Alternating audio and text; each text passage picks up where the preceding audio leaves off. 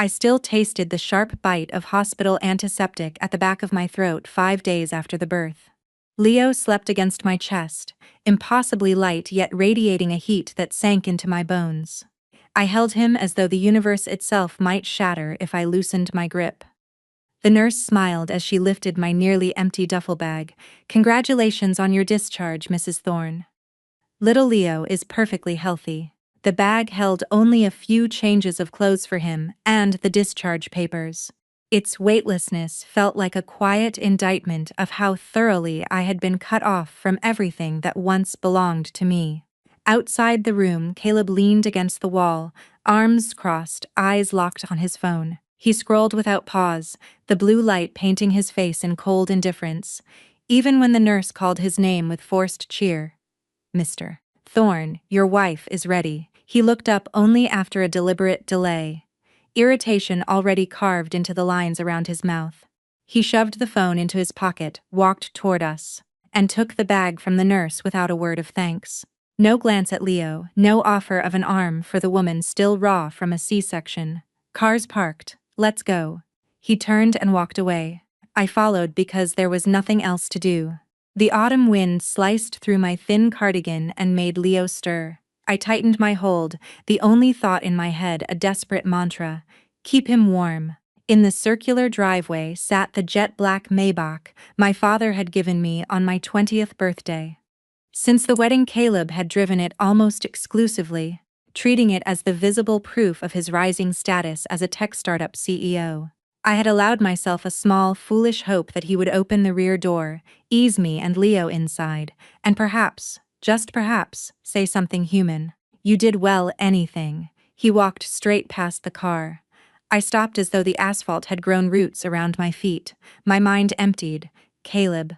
The name left my mouth as a strangled whisper. He turned, scowling. "What are you doing? I told you this way." A white-hot spike of pain flared along the incision. I forced myself forward, cold dread spreading through me like fog. "Aren't we taking the car home?" He jerked his chin toward the bus route map, as if I had asked the densest question imaginable. "You're taking that."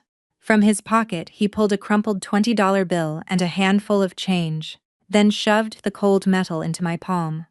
"This will get you to the apartment. My parents and my sister are coming over today. I'm taking them to that new steakhouse in the meatpacking district. I already made the reservation. I can't be late." I stared at the coins, then at the man who had once sworn he loved me. In my arms, our 5-day-old son breathed softly. "Caleb, I was discharged less than an hour ago. It's been 5 days since the surgery. Leo is 5 days old. You're telling me to take him on a city bus?" He waved the objection away with open contempt. "Don't be dramatic. My sister was on her feet 3 days after she had her kid. It's not even rush hour. There'll be seats. Hurry up. They're almost here." As if summoned, the Maybach's headlights flashed twice. Caleb's parents, his sister Brenda, emerged from another exit, laughing, and climbed into my car with the easy familiarity of people who had always belonged inside it. They never once looked in my direction. "Look, your bus is here. Go on." Caleb gave me a light shove toward the curb. "Just relax at home. There are leftovers in the fridge. Heat something up." He slid into the driver's seat and drove away. The red taillights vanished into the stream of city traffic, leaving me alone with a newborn and a fistful of change. The bus arrived with a rattling groan. The air inside smelled of dust and exhaust. Every step up the stairs sent a fresh knife of pain through my abdomen. I fed the crumpled bill into the fare box. The driver glanced at the paled woman holding a baby and said nothing.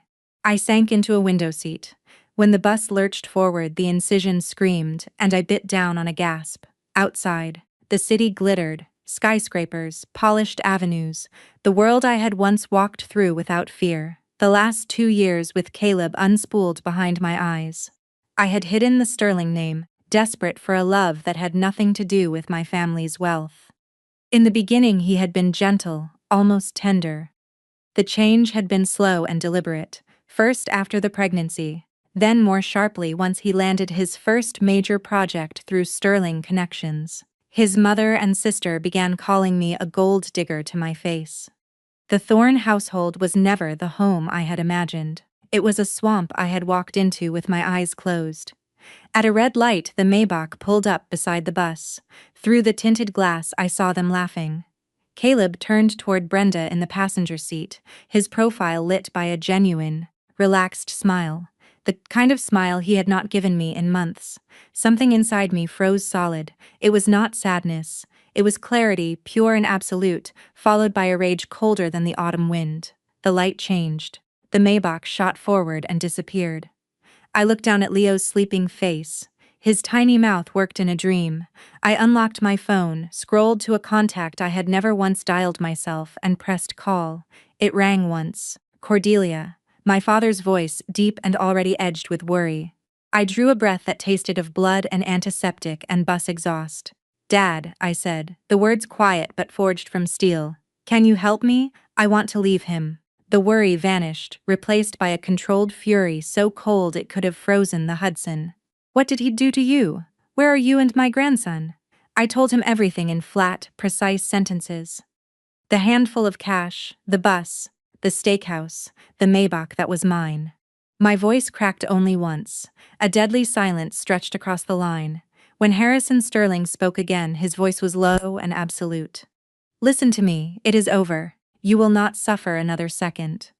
I am sending someone right now. Do not go back to that apartment. I will handle the rest. He did not need to explain. The promise alone carried the weight of a machine already grinding into motion. The bus rattled on. The ordinary conversations of strangers, the ordinary streets outside the window. None of it belonged to the same world anymore. The fire of rage had banked into something quieter and far more dangerous. Certainty. When the bus finally stopped, I climbed down carefully, every step a fresh reminder of the incision. I stood in front of the pre-war walk-up Caleb and I had once called our love nest, too exhausted even to dig for keys. A black SUV glided to a stop behind me, a Rolls-Royce Cullinan, whose sheer presence made pedestrians turn. The rear door opened. Mr. Graves, my father's executive assistant of 20 years, stepped out in a black suit and white gloves. Miss Sterling, he bowed. Mr. Sterling sent me to bring you and the young master home. Behind him, two young women in crisp uniforms, a baby nurse and a postpartum nurse, moved with quiet efficiency. One took Leo from my arms with perfect professional care. The other supported my elbow so that no strain touched the incision. I let them guide me into the soft leather interior. The air was warm and clean, a universe away from the bus. The car pulled away, leaving the apartment and the 2 years I had spent there for love behind like soiled laundry. Our destination was Queens. It was the Sterling estate in Greenwich, Connecticut, the house where I had grown up.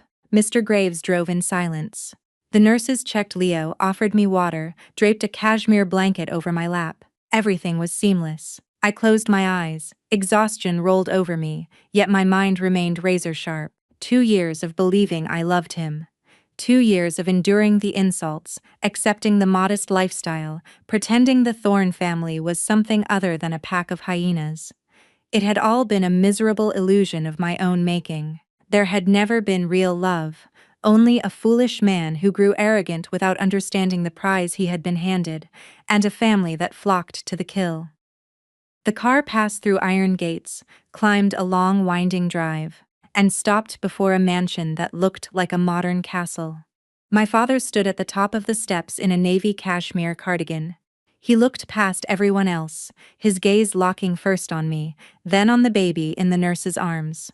Dad, my voice was hoarse. He did not embrace me. He took my face in both hands, grip firm, then signaled for the nurse to bring Leo to him. For the first time he held his grandson. Tenderness, pity, and a volcanic rage held in check by pure will moved across his face. You're home, he said. That's all that matters. He issued orders. Take Miss Sterling and the baby to her rooms. Call the doctor. Let them rest. Surrounded by staff, I stepped into the grand foyer. Marble floors shone like mirrors, a crystal chandelier threw soft light, the faint scent of sandalwood hung in the air. This was the world I had been born to inhabit, the world I had willingly abandoned. My old bedroom waited exactly as I had left it, except for the top-of-the-line bassinet and carefully chosen baby supplies arranged in the corner, as though they had always known I would return. The family doctor examined us both and declared us fine as long as we rested. A nurse redressed the incision, a maid helped me into soft silk pajamas, warm soup arrived on a silver tray. When we were finally alone, my father sat opposite me. "Tell me everything," he said, "from the beginning." Holding a cup of warm milk, I began. I told him about the discharge, the handful of cash, the Maybach driving away with his family, the smile I had seen through the bus window. My tone stayed flat, as if I were reading a report about a stranger. Harrison's expression never changed, but his knuckles turned white where his hands rested on his knees. When I finished, silence filled the room. He stood, walked over, and awkwardly stroked my hair. In that instant the dam broke, a sob tore free, the sound of a child who had finally found safety. His large hand continued to stroke my head in silence.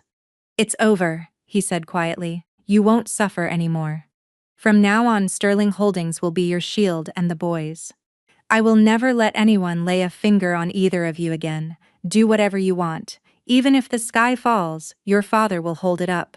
The sharp ring of a telephone cut through the quiet. A moment later, Mr. Graves appeared, expression troubled. "Mr. Sterling, there is a call for Miss Cordelia. It is Mr. Thorne. He is demanding to know where his wife is, and complaining that there is no food in the refrigerator. He wishes to know where she has been gallivanting." The last fragments of any remaining affection turned to dust. No food in the refrigerator. Where have you been gallivanting? Those were not the words of a husband 5 days after his wife's C-section. They were the words of a master rebuking a negligent servant. Harrison watched the color drain from my face. He removed his hand from my shoulder and spoke calmly. "Hang up the phone and block all calls from Caleb Thorne to this estate. He is never to be connected again." "Very good, sir." Mr. Graves left. Once more, it was only father, daughter, and the quietly breathing baby. Harrison walked to the massive mahogany desk and picked up the internal line. His back was as broad as a mountain. I could feel the volcanic rage simmering just beneath the surface. "It's me." His voice on the phone was calm, but the low timbre held absolute pressure. "Pierce, sorry to call so late. It's an urgent matter regarding Caleb Thorne's next-gen innovations. The company you're funding in your Series B. Yes. Don't ask for a reason. As of this moment, Sterling Holdings has decided to cut off all support. I want you to move immediately to recoup your investment. There's a material breach of the trust relationship clause. Use it. Inform the other investors of Sterling's position. I'll speak to the chairman of Metro Urban Bank myself. First thing tomorrow morning, his company's primary lender will send in a team for an emergency asset assessment." "Good. 48 hours. Within 48 hours, I want the name Next Gen Innovations wiped from the venture capital map." He hung up with a decisive click, a one-sided conversation that lasted only minutes. I understood perfectly. It was a death sentence. With a single word from my father, the castle of sand Caleb believed he had built would be washed away. Money and people would vanish like a receding tide. This was the true power of the Sterling name. Strength began to seep back into the hollow places inside me. I was no longer the weak woman forced onto a bus with cold leftovers waiting at home. I rose and walked to the bassinet. Leo's tiny chest rose and fell. To protect this child's future, I could become whatever the world required. This was not merely revenge. This was a battle for a future in which my son would never again be treated as an inconvenience. While I showered, letting hot water soothe the raw incision, Caleb's fate continued rolling past the point of no return. When I stepped out, my phone, left beside the change of clothes, vibrated madly. Caleb's name filled the screen. I stared at it for several seconds, then answered. His furious shouting erupted instantly, mingled with the shrill voices of his mother and sister. "Cordelia, where the hell are you? Why aren't you answering the house phone? My parents are here and the house is empty. There's no food in the fridge. What kind of wife are you? Don't think you can get away with this just because you think you're some big-shot CEO's wife." I took a quiet breath and spoke in a voice stripped of every emotion. Mr. Thorne, Leo and I are at my family's home in Greenwich, Connecticut. The shouting stopped. Background noise quieted. He must have covered the receiver. After a few seconds his voice returned, confusion and suppressed rage tangled together. Cordelia, what are you talking about? Your family home? What family home? Didn't you say your dad was an apple farmer in upstate New York? Don't tell me you took my son and ran off to some hick town. Get back here right now. Stop this stupid game. In his mind, I was still a petulant woman throwing a tantrum. The fact that he imagined my family home as a dilapidated farmhouse was so pathetic I felt only bottomless pity. Continuing the conversation was a waste of oxygen. I ended the call without another word and held the power button until the screen went black. The world fell silent. I stared at the dark rectangle in my hand.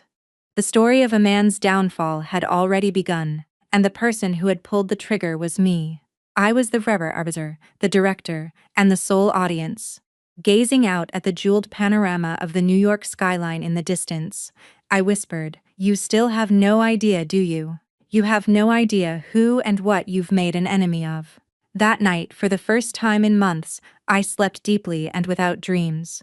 I had no way of knowing that in a high-rise tower in the heart of the city Caleb Thorne was spending a sleepless night in panic, fielding calls about inexplicable investment withdrawals that were nothing short of a death sentence for his company.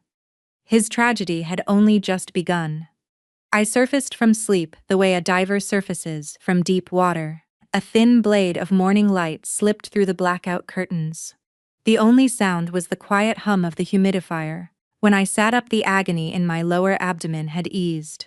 Mental peace, it seemed, accelerated physical recovery. A kindly nurse in pale blue opened the door. "Miss Sterling, are you awake? The young master has just finished his milk and a diaper change. He is quite content in the nursery." I nodded and followed her. In the perfectly temperature-controlled room, Leo lay in an exquisitely crafted crib, clear eyes fixed on the mobile above him. His peaceful expression was a world away from the baby, jostled on a city bus for a few dollars the day before. This was the treatment my child was meant to receive. Warmth spread through my chest. "Mr. and Mrs. Sterling have requested that you rest well. Breakfast is ready. Would you prefer downstairs or shall I have it brought up?" "I'll go down. I had been cooped up too long, heart closed off. I needed to move." After washing and changing into a soft cashmere lounge set, I descended the spiral staircase.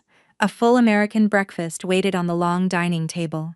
My mother, Eleanor Sterling, who never lost composure under any circumstances, sat reading the news on a tablet. She looked up, set the tablet aside, and her voice filled with undeniable relief and sympathy. "Cordelia, darling, come sit here. How are you feeling? Does the incision still hurt? Did you take the medication?" She took my hand and stroked it. "Yes, Mother, it's much better now." "Good. As long as you're home, that's all that matters." She had heard the entire story from Harrison the night before. She closed her eyes for a moment. Tears glistened. "You went through such a terrible ordeal, my sweet girl.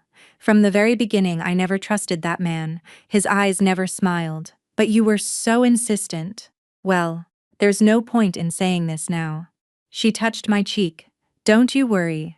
As long as your father and I are here, I swear we will never let you or Leo suffer even the slightest hardship again." Harrison entered in workout gear, glistening with sweat from his morning training. Seeing me, his stern expression softened. "You have more color in your cheeks than yesterday." He took his seat. Mr. Graves immediately served a hot towel and green tea. Harrison wiped his hands and, as if discussing the weather, got straight to the point. "Regarding Thorne's company, the first investor officially sent notice of capital withdrawal this morning. The bank is scheduled to send an assessment team at 9 sharp. The waterfront redevelopment project he was banking on has also been scrapped." I'd stirred the oatmeal in front of me. My heart was as calm as a windless sea. In fact, I felt a slight dark amusement. A $20 bus fare, cold leftovers, and the catastrophic ruin he now faced. The contrast was so stark it was almost elegant. "Were there any more calls from him last night?" I asked. Harrison sipped his tea. "Yes, To the main house line after 1 a.m., Mr. Graves answered. Thorne was quite agitated, shouting, "Where is she? Tell her to come home now." Graves, as instructed, simply informed him that you and the baby were resting and could not be disturbed, then hung up. It was easy to imagine the rage on the other end. He still believed I had run off to some apple farm in upstate New York. What kind of face would he make when he learned the whole truth? The thought was almost entertaining. During breakfast, the estate phone rang again. After a brief exchange, Mr. Graves covered the receiver. "Sir, it is Mr. Thorne's father on the line." Eleanor's brow furrowed. Harrison wiped his mouth with a napkin. "What are his terms?" Mr. Graves relayed a few words. "He says he wishes to speak with you or Mrs. Sterling regarding the matter of Miss Cordelia and the baby. He suggests there may have been some misunderstanding." "A misunderstanding?" Harrison scoffed. The sound was soft, yet it froze the air in the dining room. He spoke clearly for everyone to hear. "Graves, tell the man this. My daughter, 5 days postpartum, was forced to ride a public bus holding her newborn child because of his fine son's actions. With nothing but $20 in her hand, while his son, I might add, was driving my daughter's car to enjoy a lavish steak dinner with his entire family. Tell me, where in these facts is there room for a misunderstanding to be discussed? Shouldn't he be apologizing for his son's behavior first?" Mr. Graves repeated the words verbatim. A flustered male voice rose from the receiver. Mr. Graves replied in a polite but ice-cold tone, "I do apologize, Mr. Thorne, but Mr. Sterling is in the middle of his breakfast. I must let you go now," and disconnected the call. That merciless, absolute rejection was a more powerful blow than 100 of my tearful words could ever have been. I took a bite of oatmeal. The warm food settled in my stomach, and the warmth calmed me in a strange, steady way. After breakfast, my father announced he was going to his study. As he stood, he glanced back. "Cordelia, come with me for a moment." I followed him behind the heavy doors. On the massive mahogany desk, a thick file already waited. Harrison slid it in front of me. "Read this." His serious gaze held a meaning far heavier than simple comfort. I reached for the file with a trembling hand. What I held was not a simple report. It was a cold, ruthless autopsy of the fictional kingdom known as Next Gen Innovations. With every page my fingers trembled, and the blood drained from my face. Laid bare in stark numbers and chilling text was a reality mired in lies and filth.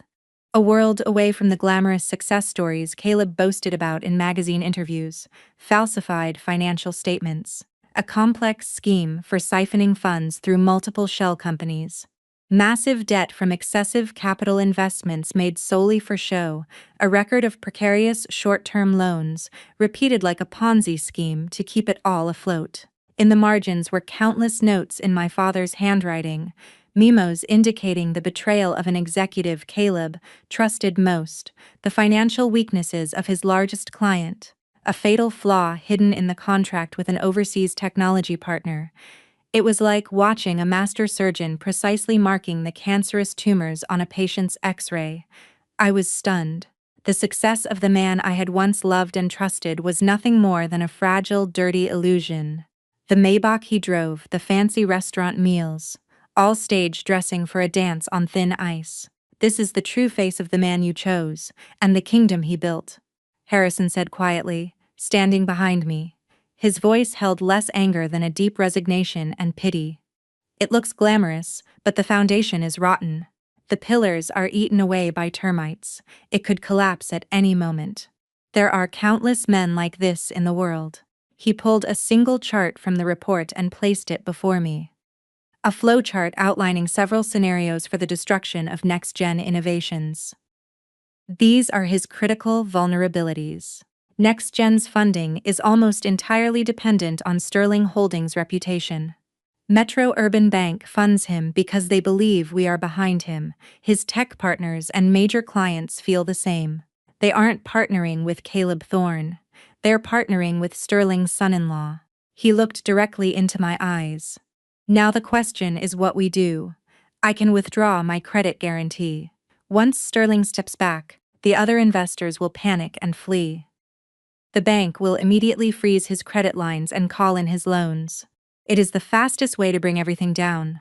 Are you sure you want to go down this road? Once we start, there is no going back. I looked at the analysis, then remembered Leo's innocent face on the bus. The last of my hesitation vanished. Do it, I said, my voice cold. I want him to lose everything. Then I added, but I have one request. When he has lost everything, abandoned by the banks, by his clients, by his partners, even by his own family, in his moment of complete and utter despair, let me be the one to tell him why this all happened. Not because of a business failure or bad luck or someone's betrayal, but because of one single act. Telling me, 5 days postpartum, to get on that bus. Harrison saw the same ruthless light in my eyes that he recognized in himself. He nodded, looking satisfied and for just a moment a little sad. Very well, I will set the stage for you. Meanwhile, in the president's office of NextGen Innovations high above the city, Caleb sat at his desk unable to hide his irritation. He still couldn't reach me. Even if I had run off to some farm, my attitude was an insult. She won't get away with this when she comes back, he fumed. The office door flew open without a knock. His secretary burst in, face pale. Sir, it's terrible. I just got a call from JS Capital. They're demanding immediate full repayment of their investment, citing a breach of contract. What? Don't be ridiculous. I just spoke to Pierce yesterday. At that exact moment, the internal line blared. It was his CFO. Caleb, it's bad. Metro Urban Bank just called. The review for our next round of funding, scheduled for next week, has been suspended.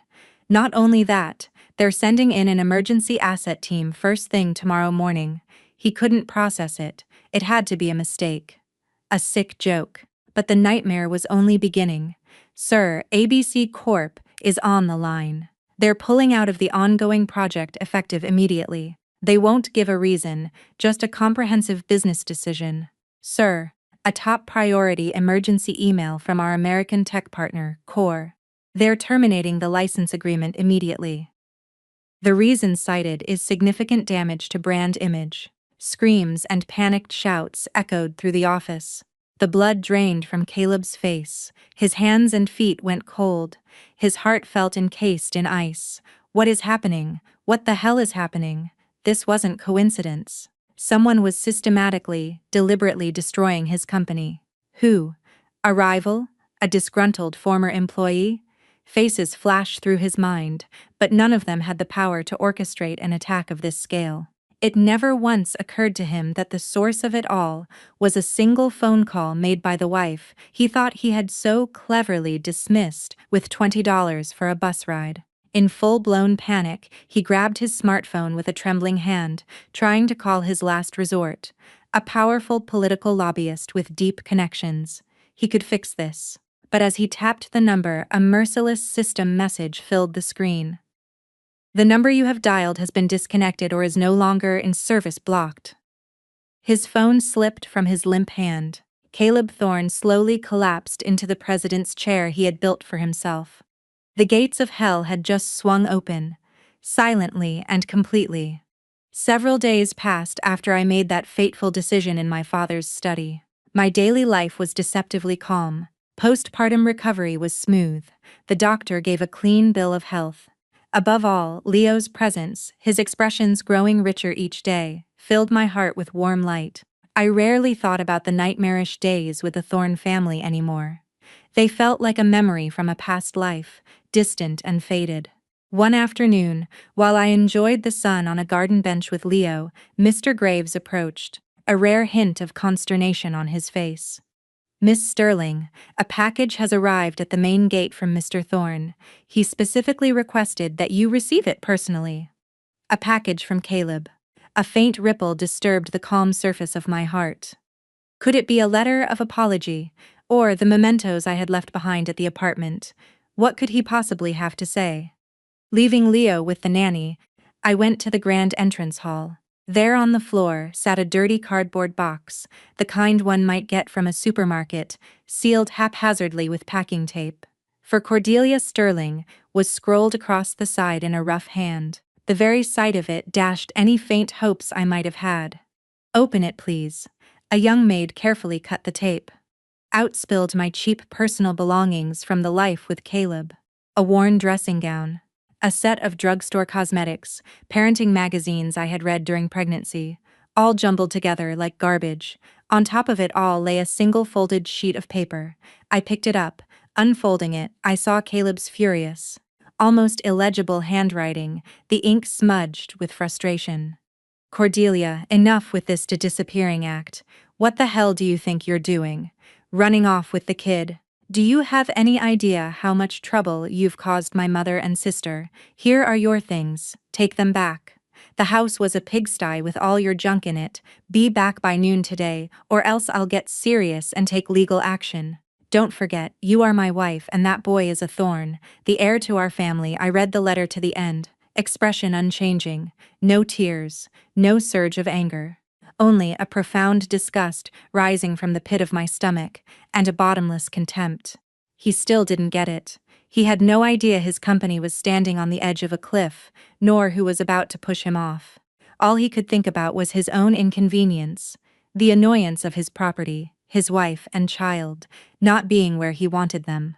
This man was beyond saving. I crumpled the letter in my fist and, as if touching something filthy, tossed it into a nearby wastebasket. Mr. Graves.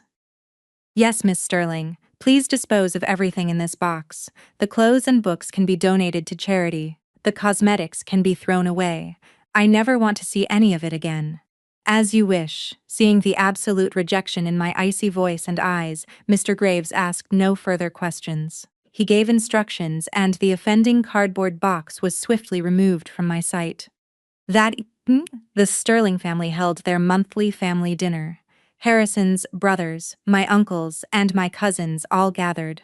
The conversation was warm, the food exquisite, the atmosphere one of quiet solidarity. No one mentioned Caleb's name. It was as if he had already been erased. Later that night, after Leo was asleep, I stood on the balcony of my suite and looked out over the estate grounds. The air was crisp. The stars were sharp. I felt the last threads of the old Cordelia, the one who had endured, apologized, and diminished herself, finally snap. In their place stood someone colder, clearer, and infinitely more dangerous. The next phase of the destruction began exactly as my father had designed. Investors fled, banks called in loans, partners terminated contracts. Within 48 hours, Next-Gen Innovations was a smoking crater on the venture capital landscape. Caleb's high-rise office emptied, his employees scattered.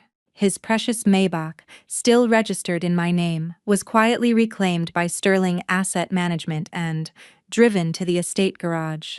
I did not go to see it. I had no desire to look at the machine that had carried my humiliation. Days later, the public spectacle arrived. Caleb's mother and Brenda, armed with cheap handwritten signs and a megaphone, appeared at the main gate of the Greenwich community and began screaming. "Give us back our son!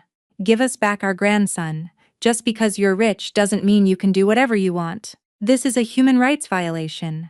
They lunged at passers-by, faces red, eyes bloodshot. Luxury cars honked, onlookers filmed. Mr. Graves came to my suite with a tablet, showing the live feed from our security cameras and from the investigators' hidden high-performance lens. I watched the carnival of clowns with a blank expression. Every ugly gesture, every foolish word was being meticulously recorded as perfect evidence for their own social execution. All orchestrated on the palm of the Sterling family's hand. Harrison's voice came over the internal line, calm and precise. "Wait to call the police. Let them marinate in their own foolishness until they reach the peak of their absurdity. We must not be the aggressors. We must be the poor victims harassed by unreasonable madmen. Record everything in high definition. It will be invaluable evidence later." I turned off the monitor. It was no longer worth watching. A few minutes later, several police cars appeared as if from nowhere, silently but overwhelmingly surrounding them. "You are under arrest for obstruction of business and defamation. You'll have to come with us down to the station." Brenda and her mother stared blankly for a moment, then began to wail hysterically once again. What? What did we do? We're the victims here." Their pathetic resistance was futile against the stoic officers. The two of them, along with the dubious men they had hired, were unceremoniously bundled into the back of the patrol cars like sacks of garbage. The entire scene was captured from every angle by the smartphones of onlookers, and from the shadows by the professional-grade camera of our investigator. That night, on the front page of the nation's largest online news portal, acting on a carefully placed tip, a sensational headline appeared: *X, family of fallen tech CEO stages bitter rampage in exclusive neighborhood. Shocking video reveals all *. The article, while feigning a sympathetic tone, was masterfully constructed to condemn the Thorns. It detailed reckless management, suspected accounting fraud, and the whispered rumor that just 5 days after giving birth, the CEO had forced his wife and newborn onto a public bus while he took her luxury car to a steak dinner with his family. It suggested that the quiet rage of the wife's powerful family might be the real story behind the company's dramatic downfall. Within an hour, the comment section exploded. The hashtag #BitterFamily went viral. The entire country pounced on the trashy, real-life drama. He totally deserved it, forcing your wife on a bus 5 days postpartum to go eat steak. That's a character issue. Just saw the video. They're acting like total thugs. No wonder his company failed. Go wife's family. Take them down completely. Digital tattoo. This family's life in this country is over. Public opinion turned completely and overwhelmingly against the Thorn family. Their last-ditch appeal to the public had resulted in the worst possible outcome: the public execution of their own social lives by their own hands. In my suite, I quietly read the articles and the flood of scathing comments. My face remained blank. Just deserts, that was all. There was no need to dirty my own hands. They were destroying themselves with their own foolishness. Meanwhile, in a bleak interrogation room, Brenda and her mother faced a team of seasoned lawyers dispatched by the Sterling family.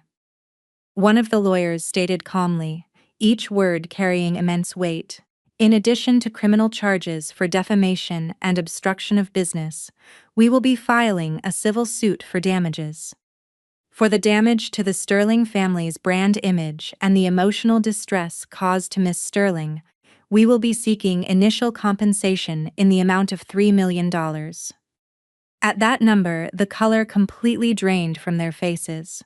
They finally understood, down to their very bones, that they had smeared mud on a godlike entity they should never have antagonized. They no longer had the energy even to scream. All the pieces were falling perfectly into place. I turned off the tablet and gazed out at the quiet nightscape. It was all over, or rather, I had ended it. Just then, my personal cell phone rang. The name on the screen was that of the female lawyer I had personally hired. "Hello, Mrs. Sterling. My apologies for the late hour. I have an update for you." "What is it?" "We just received a call from Caleb Thorne's legal counsel. They have informed us that they will accept all of our proposed terms unconditionally. They are requesting a full settlement." The news of the Thorne family's unconditional surrender brought no sense of victory to my heart. It was merely the inevitable conclusion, like watching an opponent in chess, having been checkmated, quietly tip over his king. I coolly instructed her to arrange the signing of the divorce agreement as soon as possible. A week later, the stage for this final ceremony was set in the royal suite of one of the city's most luxurious hotels, owned, of course, by Sterling Holdings. The room, normally reserved for heads of state and global VIPs, now opened its heavy doors for the sole purpose of putting a merciless end to one family's history. For the occasion, I chose a sharp black pantsuit. Its clean lines seemed to symbolize my wedded resolve.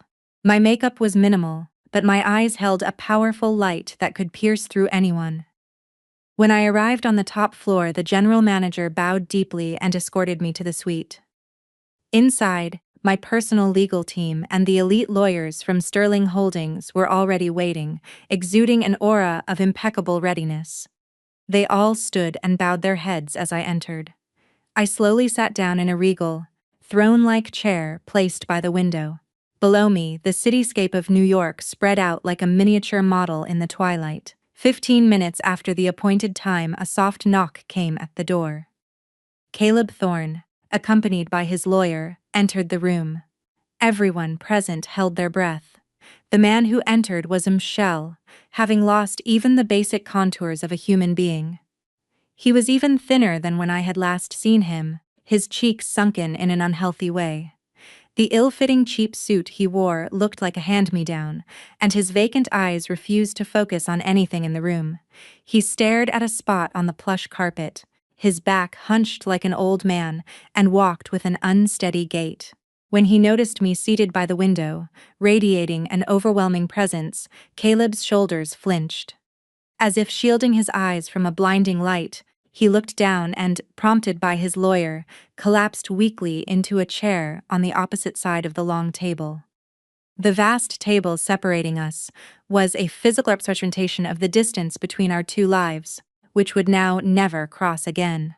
My lead lawyer stood up quietly. Her cold voice broke the heavy silence.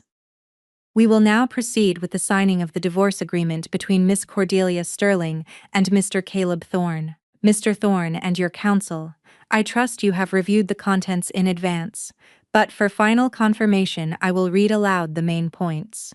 She looked down at the thick document in her hands.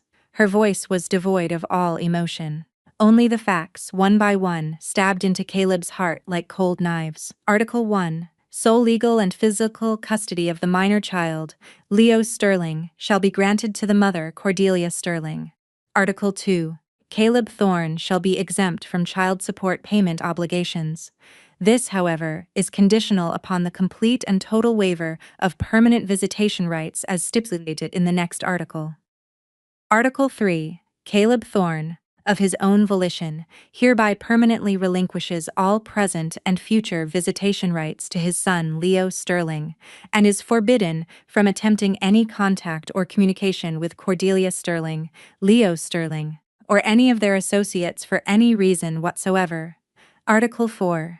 Regarding the division of assets, both parties acknowledge that the contributions of Cordelia Sterling and her family, both tangible and intangible, were absolute in the formation of any assets acquired during the marriage. Therefore, Caleb Thorne completely waives any and all claims to the division of property. Article 5. Regarding damages, Caleb Thorne admits to causing severe mental and physical distress to Cordelia Sterling during the marriage, and to significantly damaging her reputation. As compensation for these damages, he shall pay Cordelia Sterling the sum of $5 million. The payment method shall be determined separately. $5 million. As the number was read aloud, a strangled whimpering sound escaped Caleb's throat. Wait, please. It was a voice as faint as a fly's buzzing. I can't pay that kind of money. And to never see Leo again. I can't. He tried to look at me with pleading eyes, but my gaze remained fixed on the evening view outside the window. I never once turned to look at him. His lawyer, sitting beside him, gently grabbed his arm with a look of utter resignation. Mr. Thorne, sign it. This is the best possible outcome we could have achieved. If we fight this any further, you will be left with absolutely nothing. Those words were the final blow. All strength drained from Caleb's body. He sank deep into his chair like a marionette with its strings cut. He covered his face with his hands, and from between his fingers, suppressed animalistic sobs began to escape. Was it regret, despair, or self-pity for his own pathetic state? I listened to his sobs as one might listen to a distant storm, with no emotion at all. A few minutes later, Caleb lifted his tear-streaked face. His eyes were bloodshot, and the light of reason was gone. The last glint of pleading had transformed into a complete and bottomless hatred. Cordelia Sterling, he rasped, you are a monster. That was the last thing he managed to say. I still did not look at him. I simply gestured with my chin to the lawyers standing beside me. Continue. The lawyer slid 2 copies of the agreement and a Mont Blanc fountain pen to the center of the table. Mr. Thorne, please sign here. Caleb grabbed the pen with a trembling hand. It felt as heavy as a block of lead. He glared at the signature line with hateful eyes, then looked back at me one last time. His gaze promised to curse this sight, to curse me for all eternity, even from the depths of hell. Finally, as if resigned to his fate, he slumped forward. He scrolled a furious, illegible, but undeniably authentic signature in the designated space. After signing, he threw the pen down, leaned back heavily in his chair, and closed his eyes as if he couldn't bear to see anything anymore. Caleb's lawyer confirmed the signature and added his own. The agreement was then silently pushed across the table to me. I picked up a different pen, a Cartier fountain pen I had brought myself. Without a moment's hesitation, in a fluid, powerful script, I signed Cordelia Sterling. Those 2 words were a more eloquent testament than anything else to my complete break with the past and my unwavering declaration for the future. After signing and capping my pen, I rose quietly. "I'll leave the rest to you," I told my legal team. Then, without once looking at the man collapsed on the other side of the table, I walked with regal composure toward the exit. I opened the heavy door of the suite and stepped out into the hallway. In that instant, the night view of New York, a carpet of scattered diamonds, filled the polished windows. I stood there for a moment, silently, gazing at the sea of lights. One life had ended, and another was about to begin. Did my heart swell with the elation of victory, or the emptiness that comes after total destruction? I myself did not know. But one thing was certain: I would never look back. My new story was quietly beginning out there, beyond those countless lights. A week after the signing, my lawyer called to inform me that all legal procedures were complete. The name on my official records, once stained with a name I despised, had been quietly restored to what it should have been: Sterling. I received the news while sitting on the sofa in my suite, feeding Leo a bottle. There was no great emotion, no elation, just a deep, quiet sense of relief, like finally taking off a tight, ill-fitting suit I had been forced to wear for years. As part of his professional report, the lawyer also coolly added an update on Caleb Thorne's situation. Next Gen Innovations was already under the control of a bankruptcy trustee, its remaining assets being liquidated to the last penny for distribution to creditors. The high-rise apartment he had considered his last bastion had been seized by the bank and would soon be put up for auction. He personally now bore a debt of $5 million in damages, a sum astronomical to any ordinary person.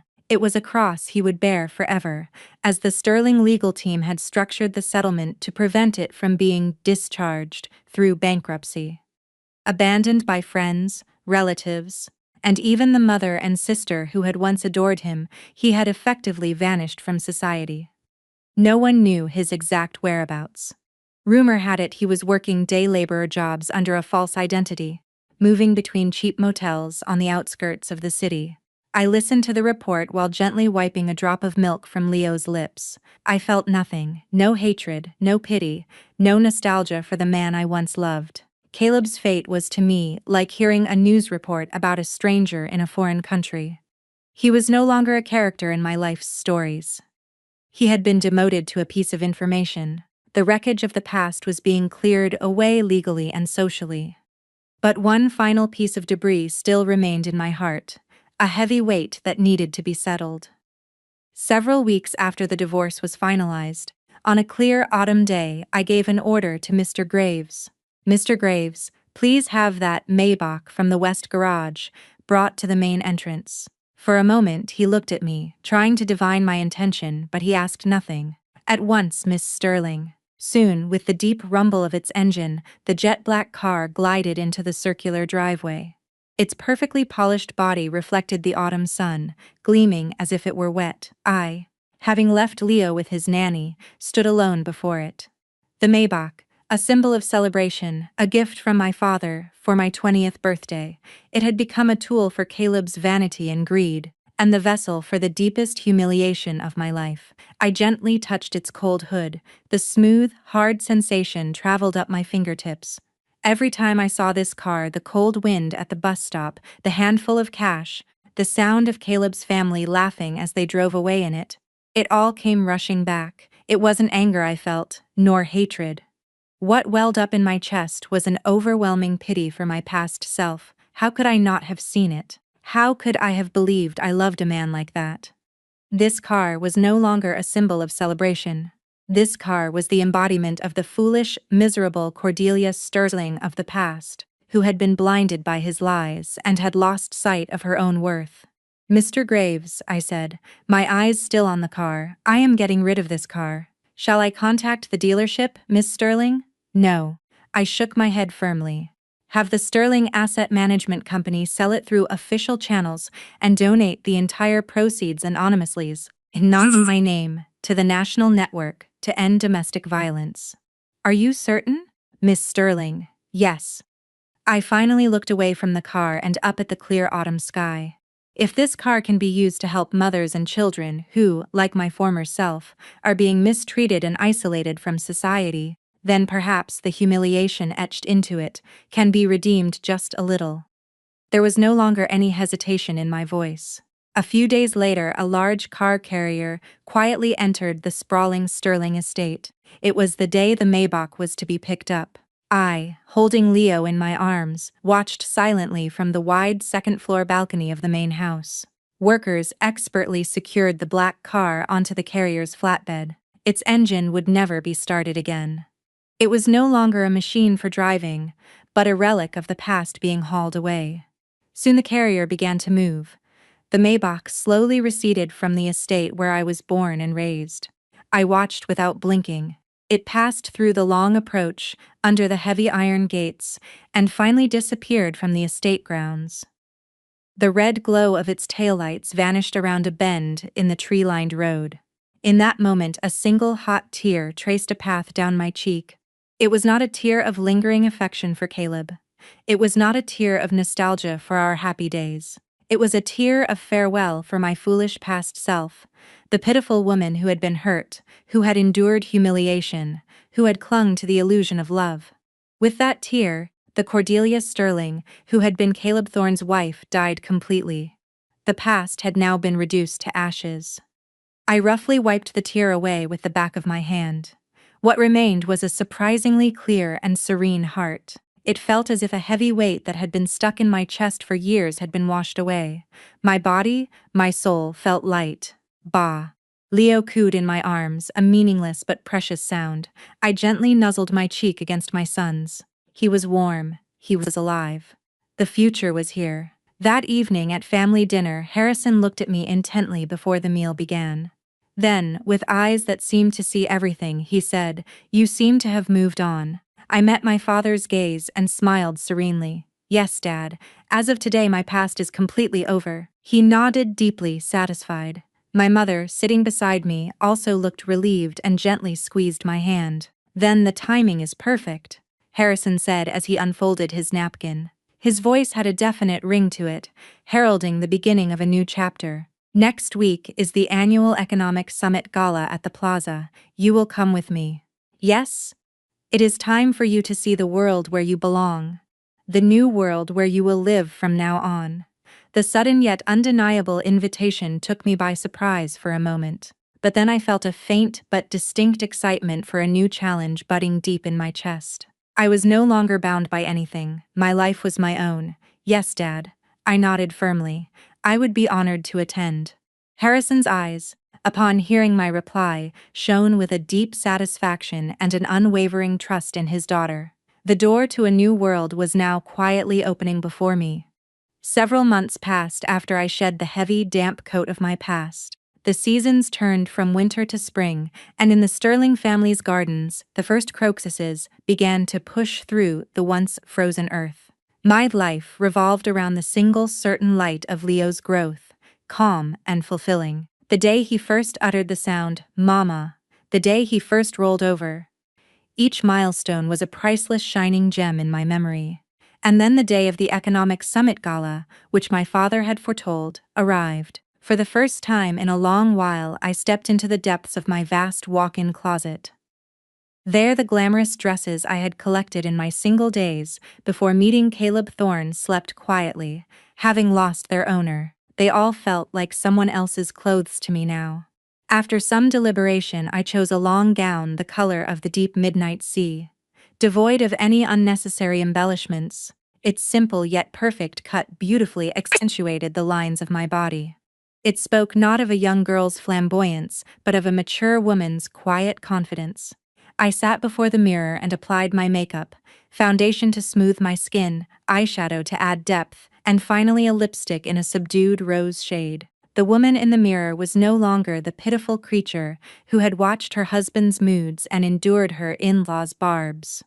She was Cordelia Sterling, a person who had reclaimed her dignity, who possessed an unshakable strength and a deep self-love gained through motherhood. "Oh, Cordelia, you look beautiful," my mother breathed as she entered the room. She gently placed a delicate necklace of scattered diamonds around my neck. "Go on, dear. Or perhaps I should say, welcome back to the place where you belong." To her words I responded with a quiet, knowing smile. The grand ballroom of the Plaza Hotel was electric with the energy of the people who moved the country. The light from magnificent chandeliers reflected off polished glasses and the jewels of the women, scattering into countless particles of light. Political giants, titans of industry, cultural icons, and the ambitious young people trying to curry favor with them. This was the world I had once despised and run away from.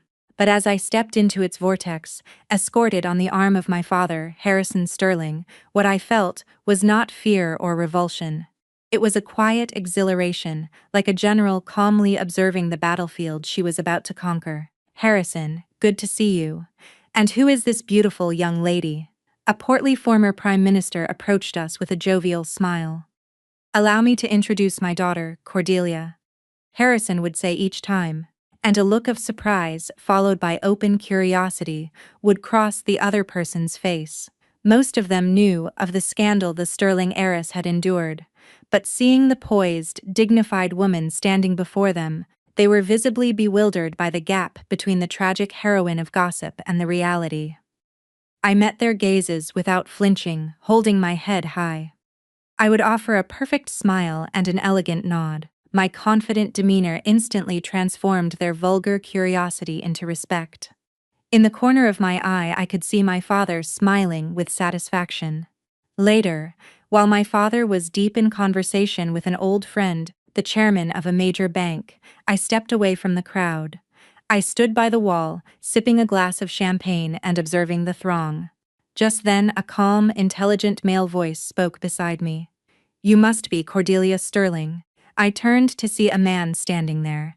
He looked to be in his mid-30s, dressed in a perfectly tailored charcoal gray suit.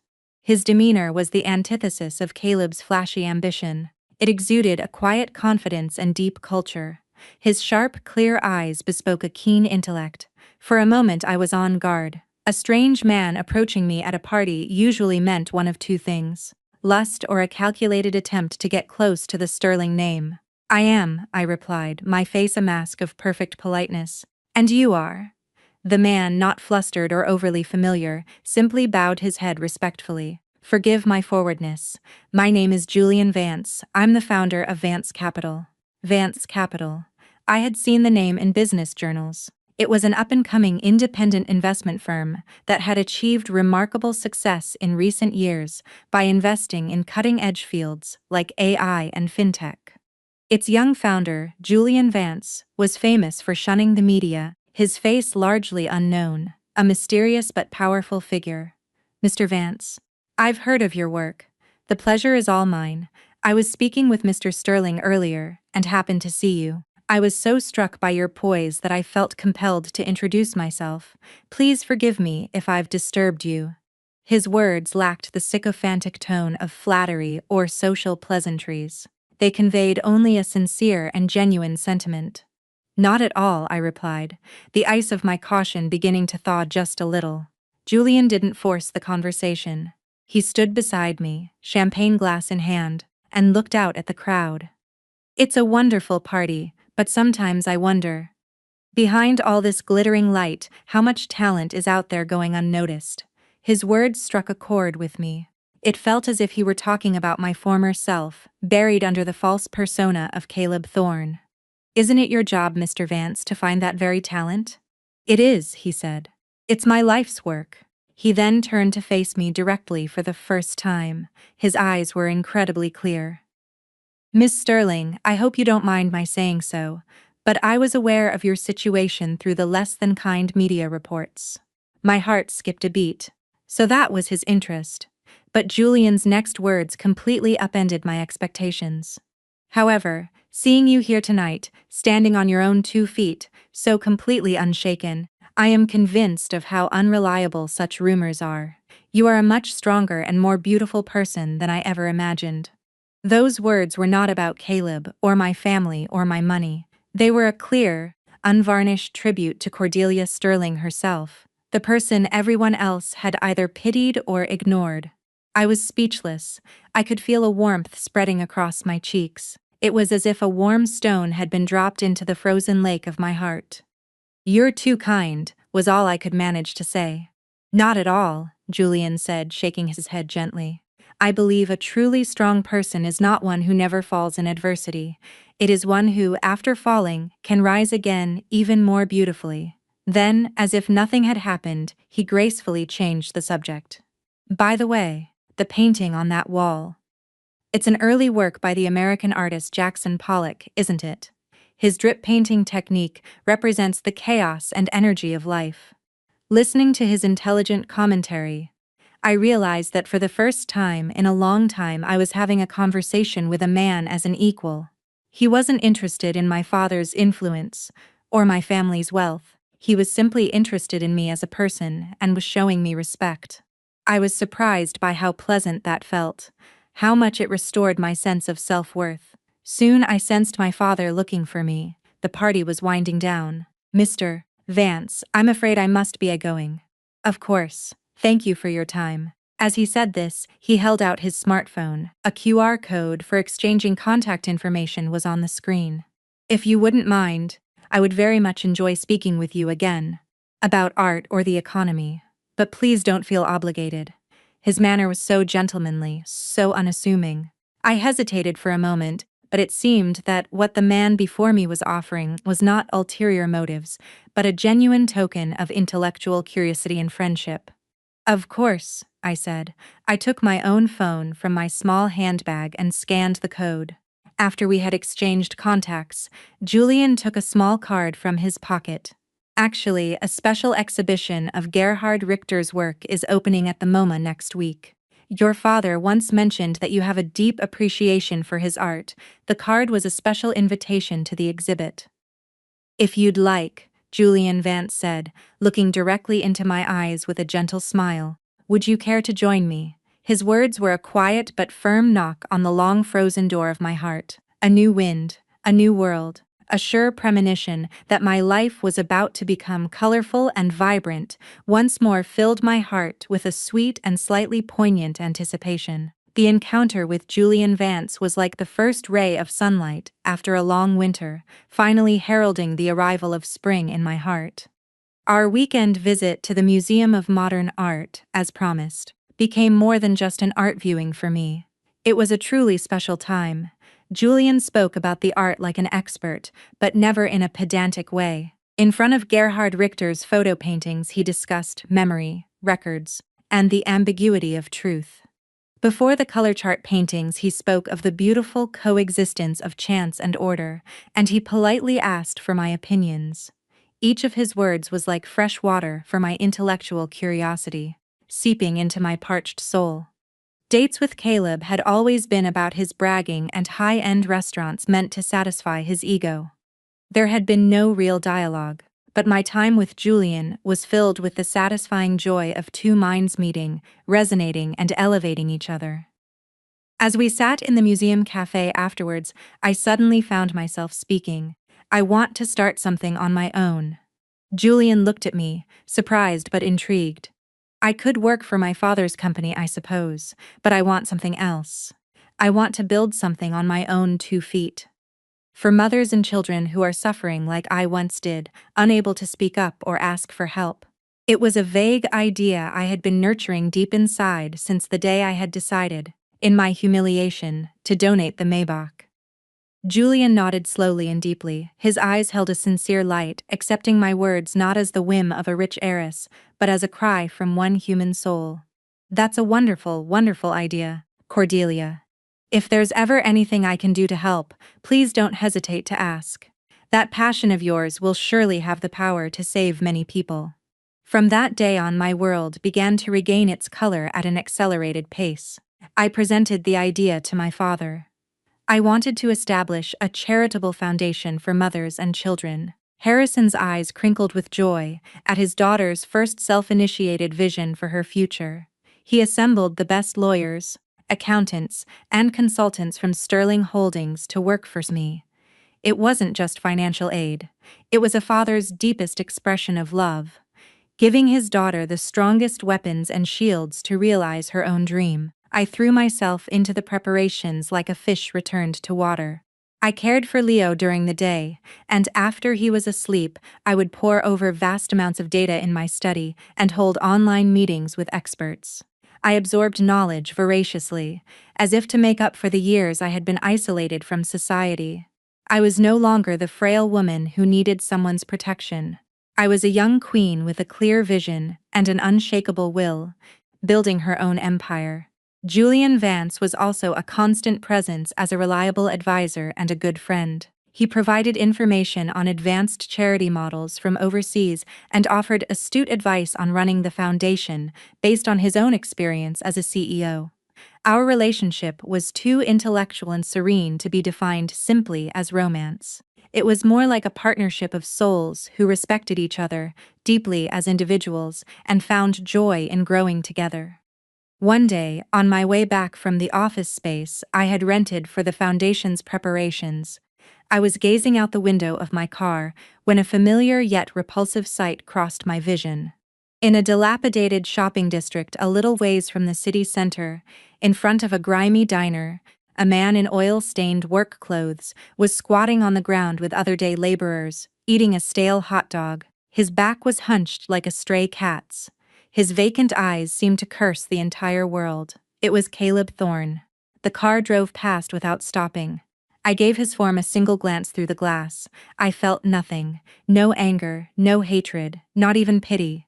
It was the same as seeing a stone on the side of the road. The man who was once my entire world was now just a part of an unfamiliar landscape with no connection to me whatsoever. He was living the life he had chosen, and I was living the life I had chosen.